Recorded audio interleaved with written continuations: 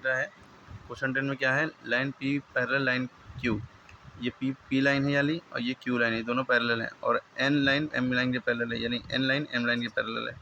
Angle 3 बराबर 78 दिया है, ये एंगल 3 दिया है, इसकी वैल्यू 78 है। हमें निकालना क्या है, 1 2 4 8 6 7 5 ये सारे एंगल निकालने हैं।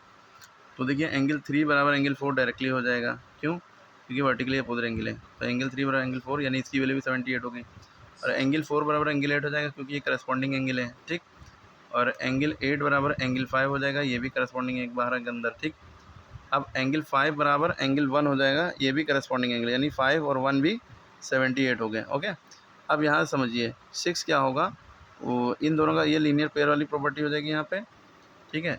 तो ये हमें पता लग गया 878 है, ये कितना होगा, इस ये जो होगा 180 में से 78 माइनस कर दो, वो होगा 180 में से 78 माइनस कर दिया, 180 में से 78 गए, कितने बचे, 10 में से 8 गया 2, 102। तो इधर वाला एंगल 102 है, ये 102 है। तो देखिए अगर हम इसको यूँ देखें तो ये 102 है, तो ये भी 102, अल्टरनेट एंगल है ना ये। तो 6 बराबर 7 क्योंकि अल्टरनेट एंगल, ठीक है। अब रहा 1, तो 5 बराबर 1 हो गया था। अब 2 किसके अल्टरनेट होगा,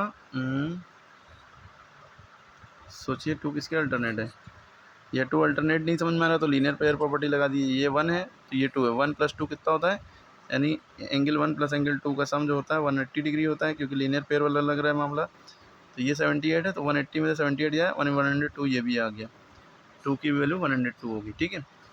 3 बराबर 4 हुआ, 4 बराबर 8 हुआ, 8 बराबर 5 हुआ, 5 बराबर 1 हुआ, ठीक। और 6 जो है कैसे आया था, 180 में से माइनस करके आया था। 6 बराबर 7 हो क्योंकि अल्टरनेट एंगल, और 2 जो है 180 माइनस 1 करके 1 की जो वैल्यू आई 78 करेंगे, ये आ जाएगा, ठीक। सारे एंगल की वैल्यू पता, लेकिन आपको करना थोड़ा इस तरह से है, इस तरह से लिख रख के देखें, एंगल 4 बराबर एंगल 8 वर्टिकली अपोजिट एंगल की रीज़न देना पड़ेगा वरना नंबर कट जाएंगे। फिर उसके बाद एंगल 4 बराबर एंगल 3 बराबर, पहले लिखेंगे एंगल 3 बराबर 78 गिवन है, ये देखिए क्वेश्चन में एंगल 3 78 गिवन है। तो एंगल 3 ये था, एंगल 3 की वजह हमने ये लिखा, तो 78 बराबर एंगल 4 इसके बराबर वर्टिकली अपोजिट एंगल, तो एंगल 4 की वैल्यू भी 78 आ गई। और एंगल 4 एंगल 8 के बराबर है क्योंकि ये दोनों करस्पॉन्डिंग एंगल है, तो यहाँ पर लिखा एंगल 4 बराबर एंगल 8 बराबर 78, यानी एंगल 8 भी 78 होगा क्योंकि करस्पॉन्डिंग एंगल है। क्लियर होगी बात। और एंगल 8 बराबर ये एंगल अगर नीचे दिया होता कोई तो वो होता, लेकिन नीचे दिया नहीं है, यहाँ पे दिया है। इन दोनों का सम 180 होता है, यानी ये वाला एंगल निकालने के लिए, एंगल 6 निकालने के लिए 180 में से 78 माइनस करेंगे 102, एंगल 6 72 102 आ गया, ठीक। इसी तरह प्रॉपर्ली हमने सारी चीज़ें वीडियो में बता दी, वीडियो बड़ी हो रही है, देख लीजिएगा। ओके।